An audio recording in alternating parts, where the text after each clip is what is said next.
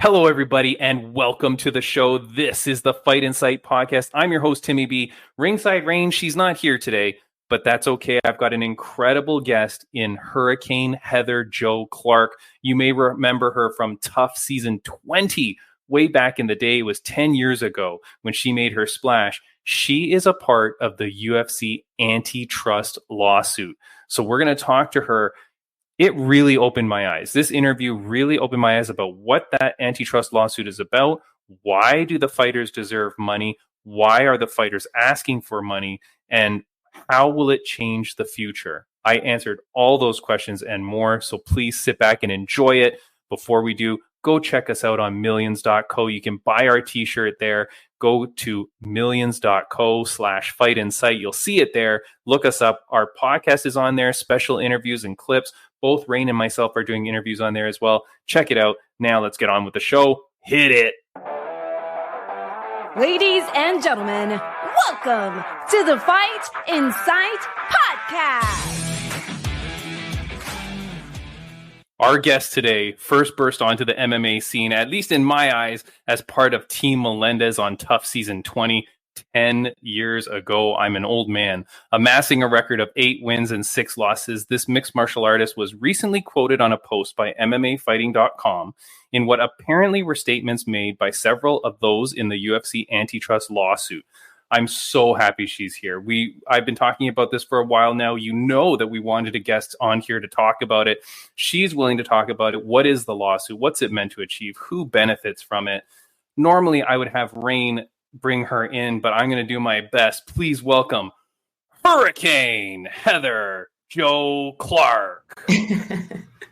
Thanks so much, Tim. She does it way better. She does it way better than me.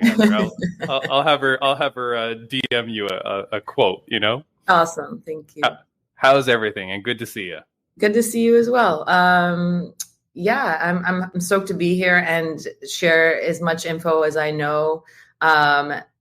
And just kind of give you my insight on what I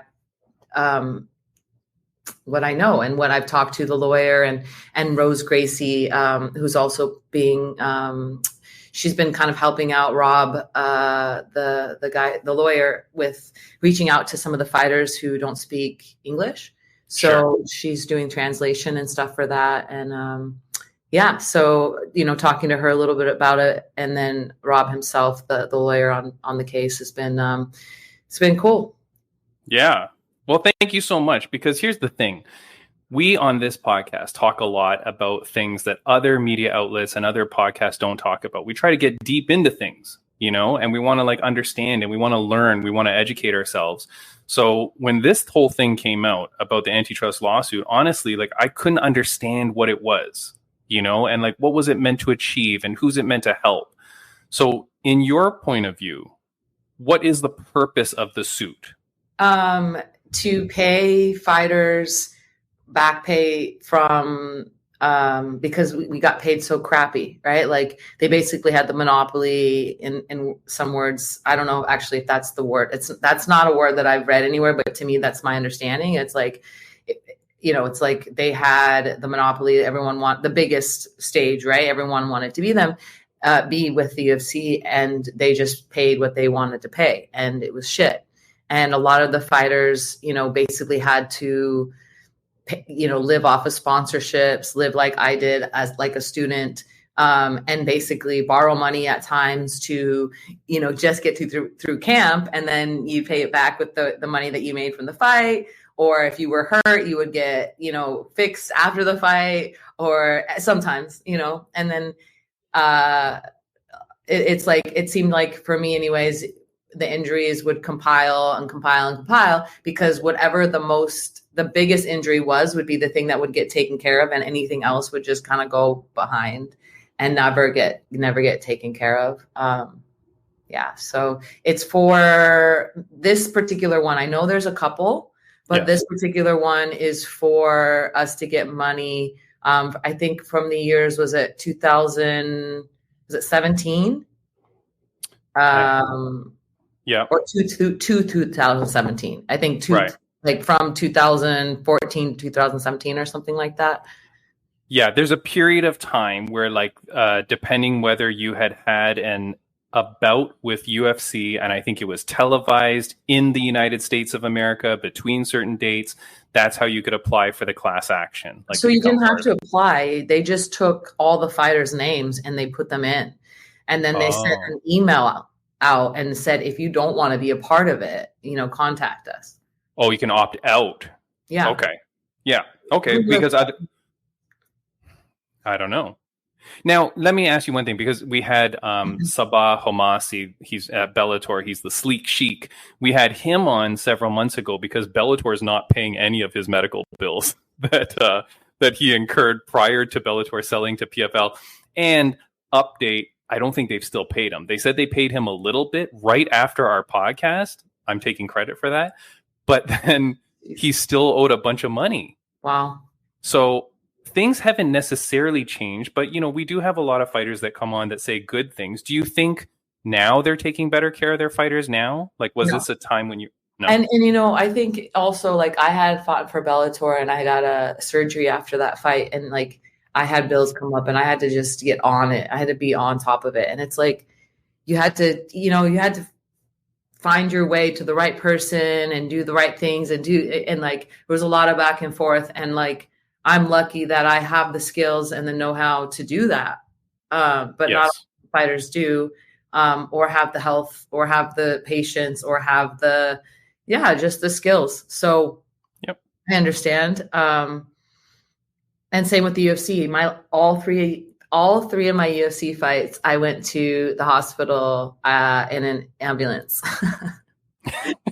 From the fight, and had surgeries after all three as well. So right. So I dealt with a lot of that shit. But yeah, I don't think the UFC. Benny, please. He's upset about it too. He's not happy about it. No, he's part of the class action. I heard Benny.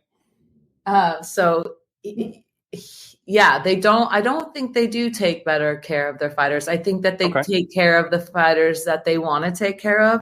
That, it's like the ones that are really making them money, the ones that have the money to take care of themselves are the ones that they probably do take care of. And even then, like, look at Francis Ngannou, right? There's a reason. And I've known him before, like, all that. I haven't spoken to him since any of that. So I can't speak on his behalf on exactly what happened there. But just from what you see from the outside and what, people read, it's like, it sounds like he knew what he was worth, and he wasn't willing to fight for less than that. And he understood the risks involved. And he's so smart to have said, no, I'm not taking less than this. And you guys are out of your freaking minds to even try to pay me that. And then he, so yeah. I think I answered that question.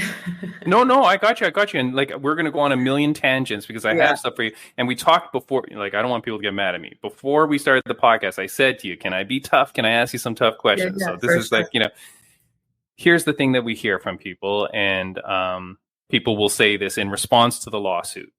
I think, like, vast majority of people really support this lawsuit, right? They're saying that the UFC only pays out, I think I was watching a Bloomberg report, and they said they only pay out something like 20-something% of their revenue or their profits. Yeah, but I don't know. Maybe less, 20%, whereas other sports organizations like NBA, MLB, NFL pay upwards of 50%, right? So and that's where this difference comes. Here's the question to you, though, Heather Jo Clark. You're a young athlete. You're signing a contract of your own free will. At the time you signed, thinking like, okay, this is what I'm going to get. You understand it. Why should the UFC have to back pay you now? Because no one was forcing you to sign. Sure. Because it's just the idea that was like, the best be all thing. And they were the most, they were paying the most even then than the other organizations that were available, because they just didn't have the money either, but the UFC did have the money. That's the thing, is that they were making, and that's to your point, they were only giving a percentage, just such a low percentage of it to their fighters. And that's the problem. If these other organizations that are making paying fighters crap, well, then you understand. But if they're making so much money off of our back, then in the end, it's like, yeah, I signed that because I had no other choice. I wanted to be the best at the highest, and hope that I would get a belt one day, and hope that I would make, the 0.1% salary. That was the goal. Yeah. Okay. I understand. Yeah. Because you can see how people are like, well, wait a second. They were signing the contract. And like you said, they were the best paying at the time. But the problem is those other organizations all folded because they were running at a deficit anyways. Right. I have some photos from some of the quotes. And this is where I found you as being part of it. I was like, Heather Jo Clark. I remember Heather Jo Clark. So I'm going to show a couple of the photos that with some of the quotes. Here's the first one here. There's one on the bottom there, but the top one is the one I'm looking at here. John Howard is quoted as saying, "My family needs the funds from this settlement desperately to take care of our daughter and to assist in day-to-day living expenses." So why is it UFC's responsibility to cover him now? Like, isn't there an onus and a responsibility on him to be like taking care of his family? Like, you got to go get a job. Yeah, but it could really help is the point, like he's saying, that he really needs this money. And explaining that it's not just for like anything, it's not just like, cause he wants a fancy car and, to go, on vacation. Right. It's like, he needs it to support his family. And this goes into so much more of like the health problems and the things that I think that a lot of us are dealing with now. Sure.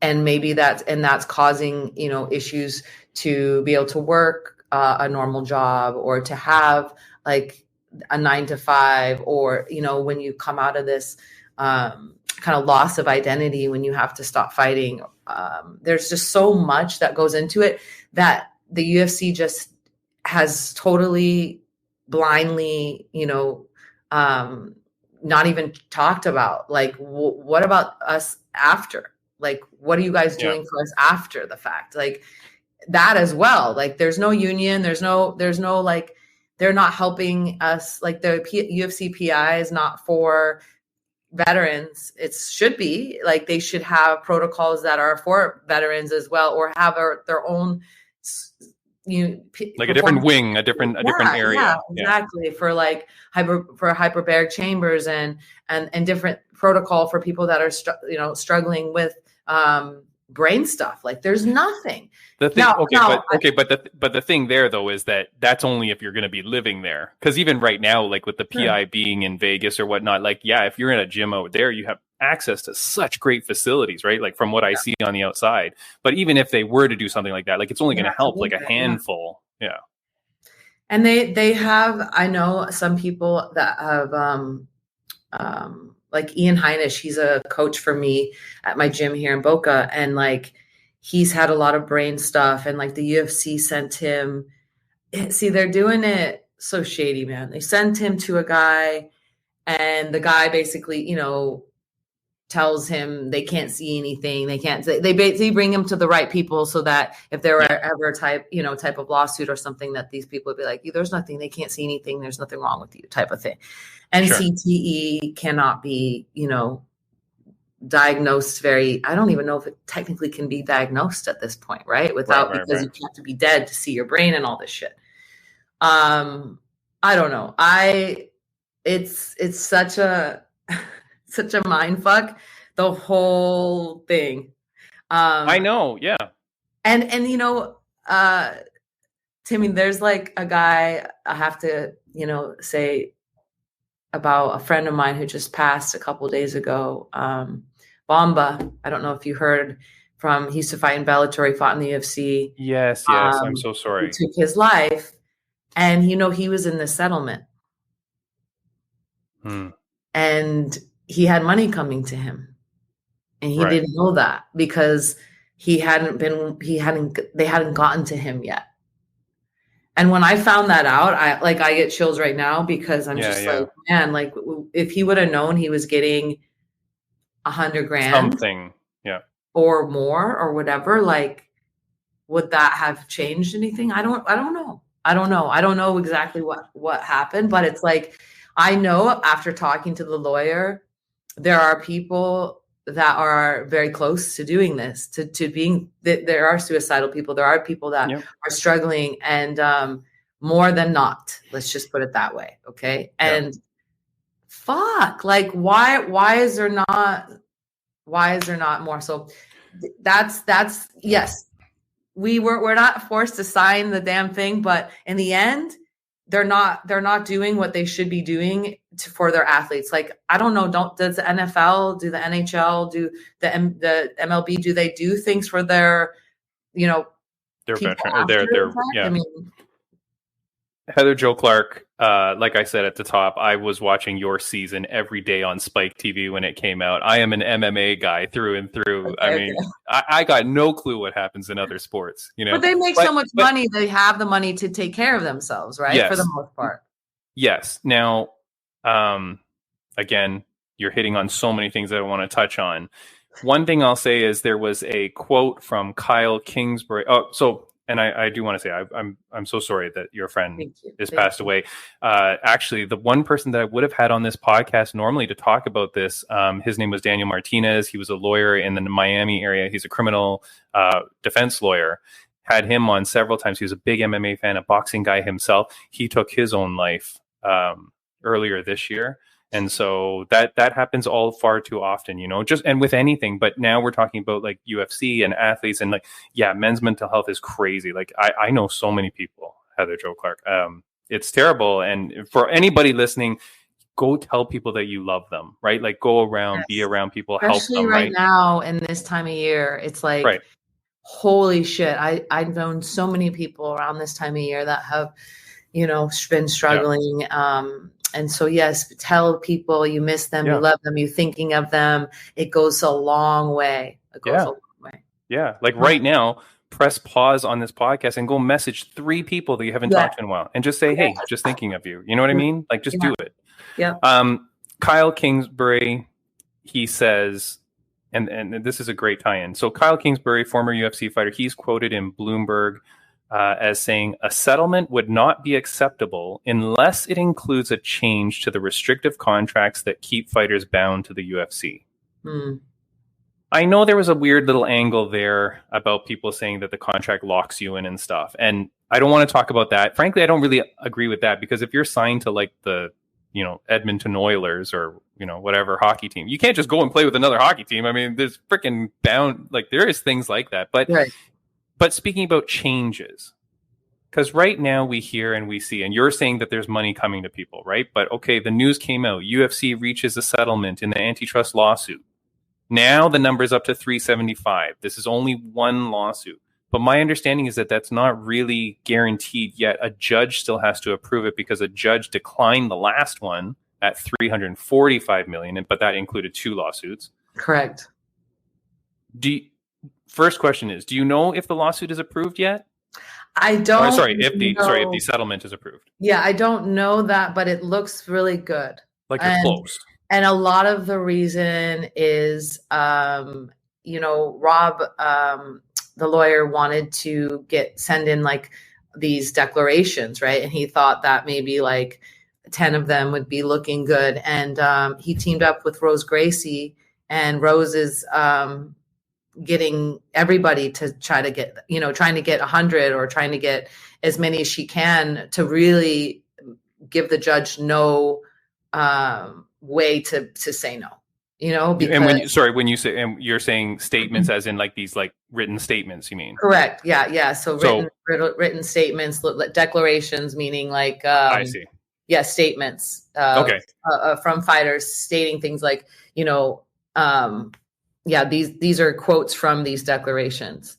Right. Okay. What are some of the questions Rob would ask is like, what are these funds? What are these things what are you going to do with them? What are these funds going to help you do? I see. And, mine was saying, I want to buy a house. I want to buy a hyperbaric chamber. I want to pay off school loans. I want to, and I'm looking at, I think they told me it was like 66 or 68,000 or something, which that's on without paying. I have paid taxes on that as well. Yeah. So Yeah. it's Or you not don't a have to lot. if you want to just like take a ride to an island. Maybe you don't have to pay tax. I don't know. You could just, Right. okay, So but it's so not a I lot. I mean, it's a lot, but it's not a lot. There's other fighters that are getting 100, 200, a million. That could change, I mean, is going to change my life too, because it's going to allow me to have, my life has changed a lot in the last year and a half. I built a gym in Denver, and we had a lot really big. We had over 300 students. It was doing really well. And I had to start all over in Boca about a year ago. So I'm rebuilding, but it will help. It will help. Of course. Like, look, so I really appreciate what you're saying. And for those only listening on audio, I am showing the screens on here. And obviously, people know to come and watch the video version as much as you can. It's going to be on, YouTube, Spotify, millions. It's everywhere, right? Mm-hmm. But so some of the quotes, and like you're saying, and I really appreciate how you're explaining, because I was looking at these quotes, honestly, Heather Jo, and I was like, well, wait a second, Yuri Alcantara says, I do not have health insurance and have not been receiving the necessary care to maintain my health due to the expenses of healthcare, which I cannot afford.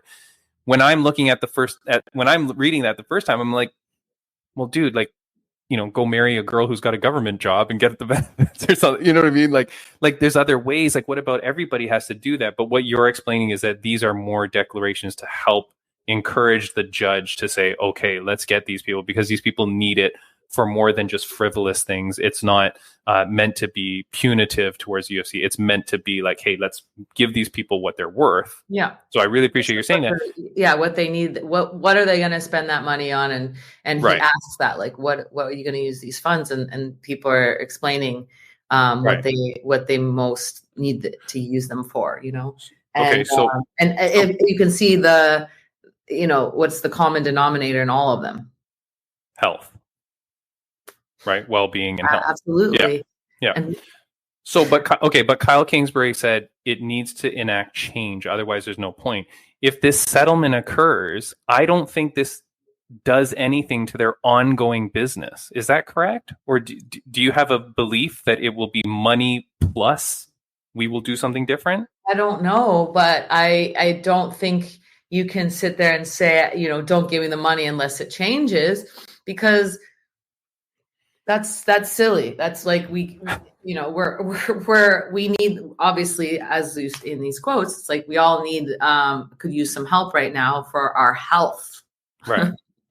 And it's and then maybe the UFC will look at this and say, hey, we need to make some changes, or hey, we don't want this to happen again, because this could be $1 billion thing, the next lawsuit, or if we don't make changes, or, maybe they're smart enough to understand where this can lead to. I don't know. So I like what you're saying, because there is one fighter who I will not name, whether it's a guy or girl, I'm not saying anything, but there's one fighter that was messaging me on Instagram, because I was saying, hey, can you come on and talk about it? And they were getting kind of upset.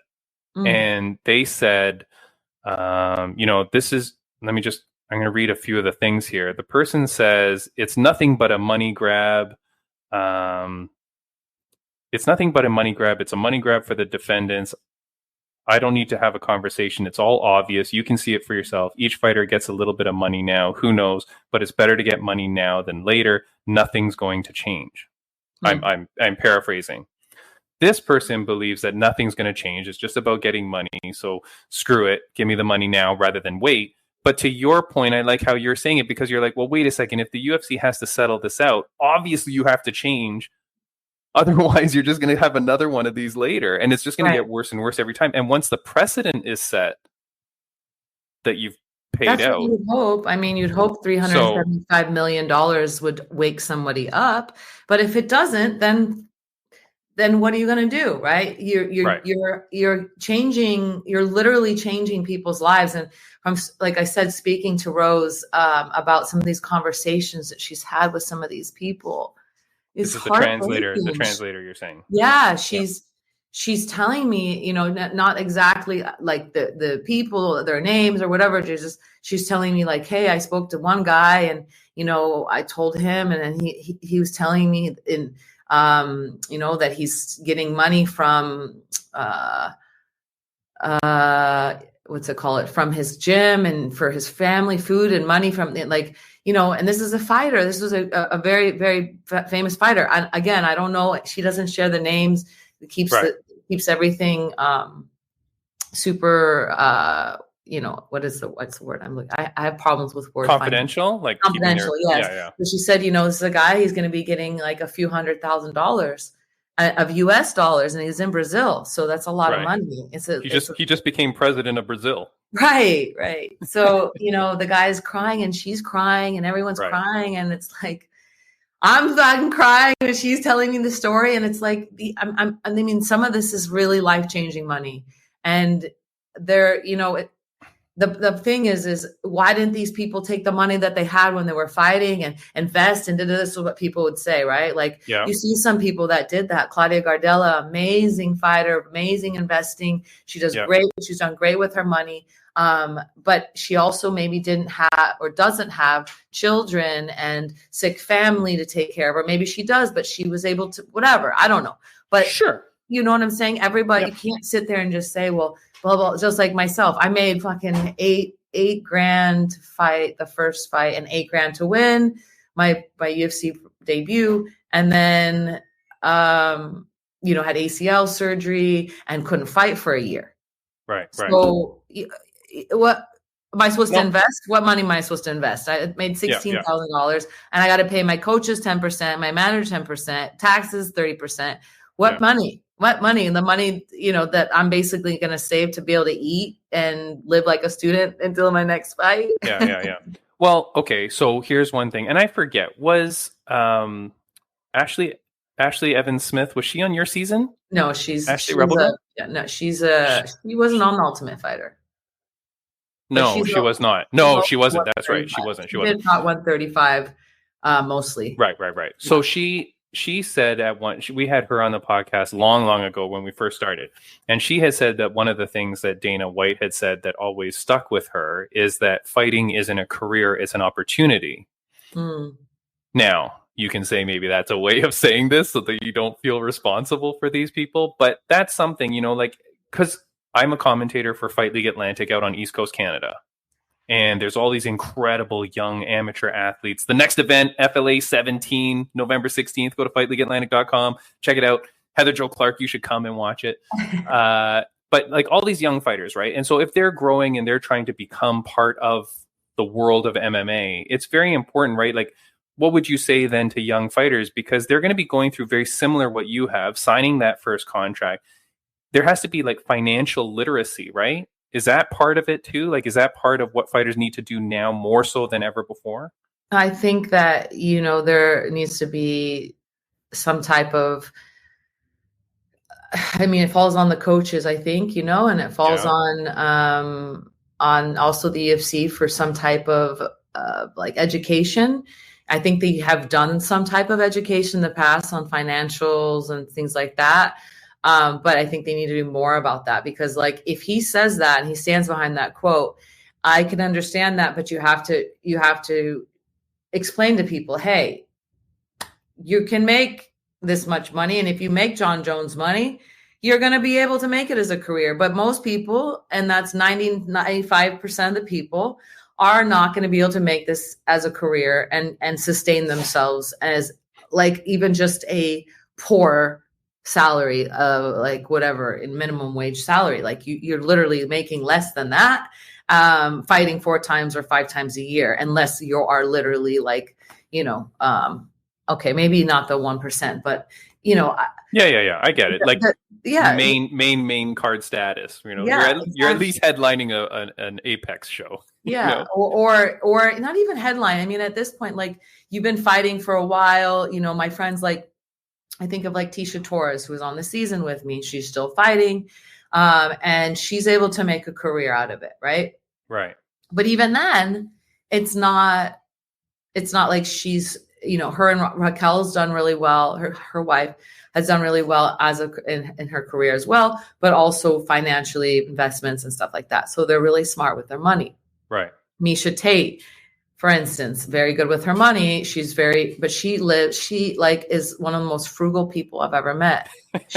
In the best possible way. Right. Yeah. And because of that, she's, made a career out of it. So yes, you can do certain things, of course, but then there's the people like myself who I did everything I could possibly do. I moved myself around the world. I sacrificed everything I could do to be at the best, at the top, at everything. And I failed just a little bit short. Right. And the difference between that just a little bit short and that and them is literally making, sorry, my dog's throwing up. Okay. So You're sick of hearing it, Heather Jo. No, I hear you. Like I really appreciate this, because when you came on, like I was not sure how I would think about it, and I'm not sure how that you would be phrasing it, but I really appreciate how you're phrasing it, because my big thing is, like, you sign the contract, you know what you're getting in for, right? But like you said, to that point, you say, well, they had the monopoly, and then there's another word that, as I was researching, they said monopsony, which I always thought they were just spelling it wrong. But monopsony is where you have a monopoly over the labor force. So I think the term that they're using is monopsony and monopoly, because you're buying out all the organizations, plus you own all the fighters, right? So where else can they go?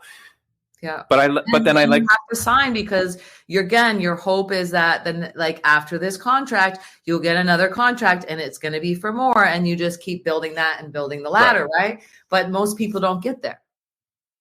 No. And then we talk about the 20%, of their revenue versus the 50%. Now, I don't know about any of that stuff, because here's the thing, like, when fighters are trying to sell their merch and stuff like that, it's a little bit different, like, I don't know how many people are buying, even like a Israel Adesanya t-shirt. I don't know how many people are buying that t-shirt, but how many people buy an LA Lakers jersey with anybody, right? Like, that sells so much more. So I feel like I get that NFL and them, they might pay more, but maybe they've got more merchandising stuff. Of course. Yeah. I mean, how many people buy, Michael Jordan jersey, and how much does he get off of that? But right. Or that just goes into the league as a whole, right? Like, it becomes a more purchasable thing. One of the problems with UFC is, like, everybody's just streaming the pay-per-views for free anyways. Like, so I don't even know how much money they make, right? They make a lot from the pay-per-views and stuff. Yeah, absolutely. Absolutely. If someone says they bought the pay-per-view, Heather Jo Clark, you say, show me the receipt. just see a receipt. One of the things that I always say to people, when they complain about money for fighters, is I go, show me the last thing you bought from the UFC. Show me the last thing you bought that supports someone. Right. Look at their fights, though. Look at they're sold out. Like, the cards, I know, but then you've got to pay for the venue, you've got to pay for the staff, you got to blah blah. I get it. I'm just saying, right? That's where I was. But I think you can look up all those things, can't you? You can look up what they made at the door. He talks about it in the post. Yeah. Well, just have every event at UFC Noche and charge people $60,000 a seat. Like, what the frig? Just do that every day, right? Yeah. Okay, so.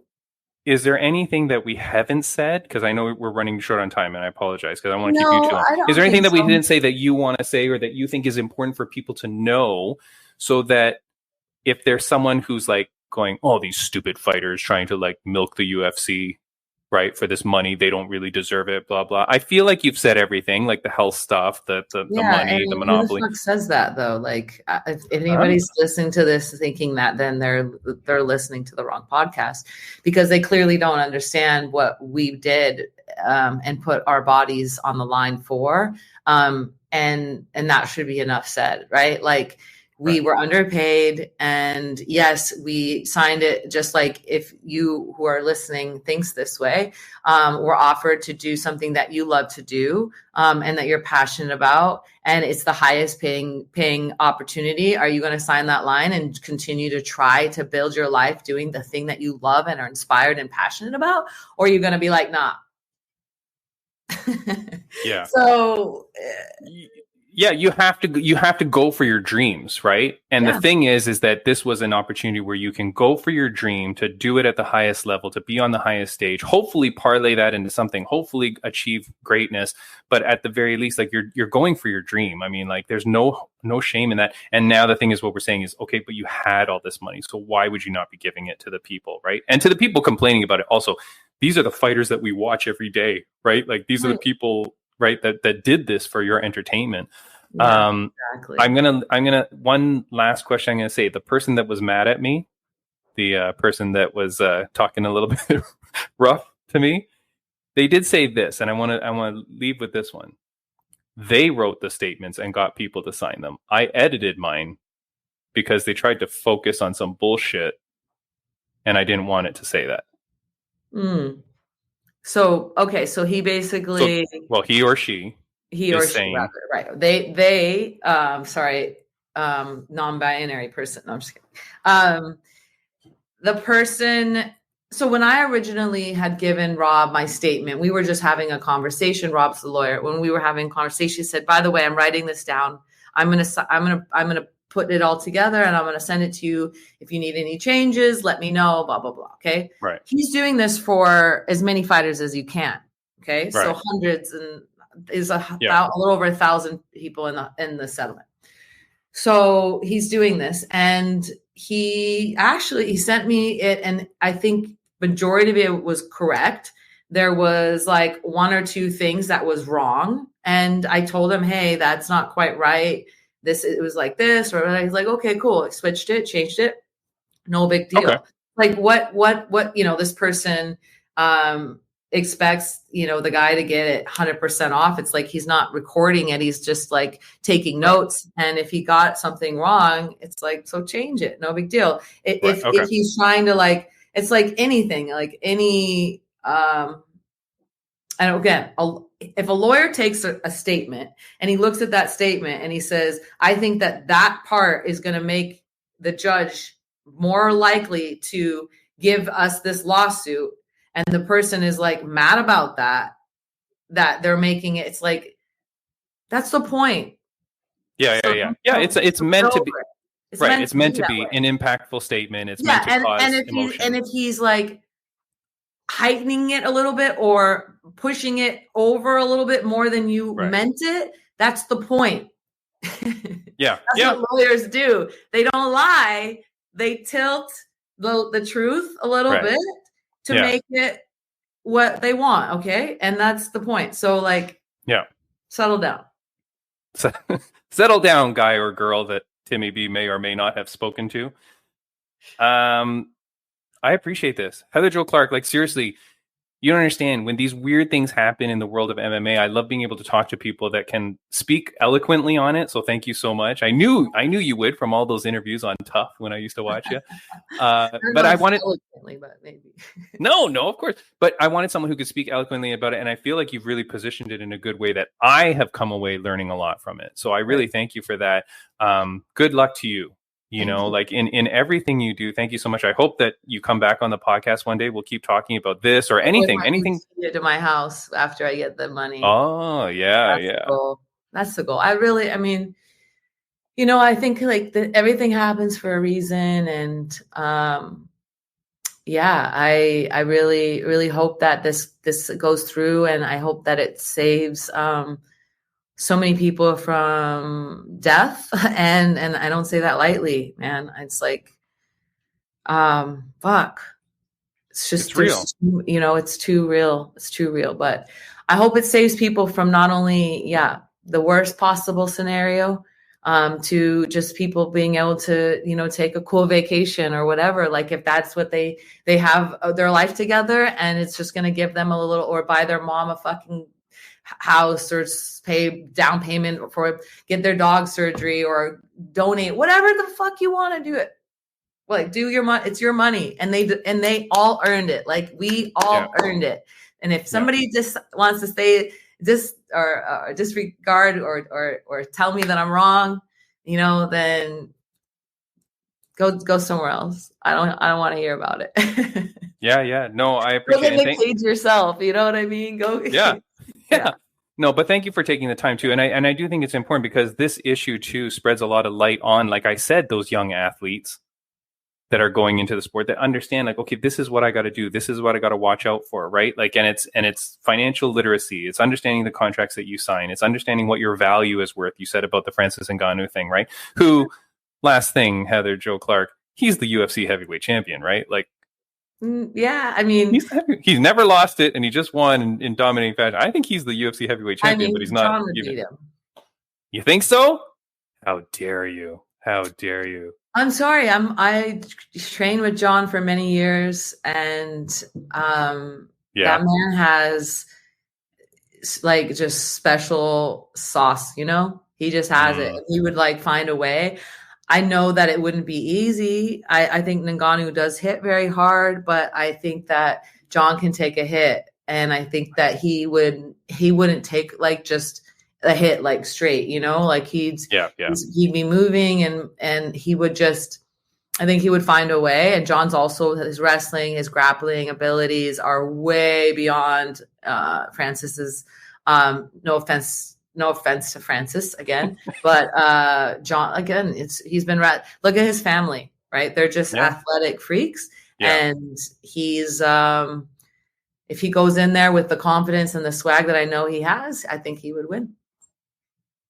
There it is. But we'll never know. That's the bottom line from Hurricane Heather Jo Clark. Heather Jo Clark, thank you so much. I appreciate this so much for you coming on, you know, speaking about this. And again, like, we will keep following the story because, again, the judge has not approved the settlement yet. Plus, there are other class actions in the works as well. And then, like you said, if nothing is forced to be changed as a part of the settlement, then what does the future hold for us? We don't know, but you know, good luck to you. Good luck. I hope that everything works out for you. Of course, we'll keep in touch. And I really, really appreciate you joining the podcast. Thank you so much, Heather Jo Clark. Thank you, Timmy. Appreciate you. See ya. Take care. Bye-bye.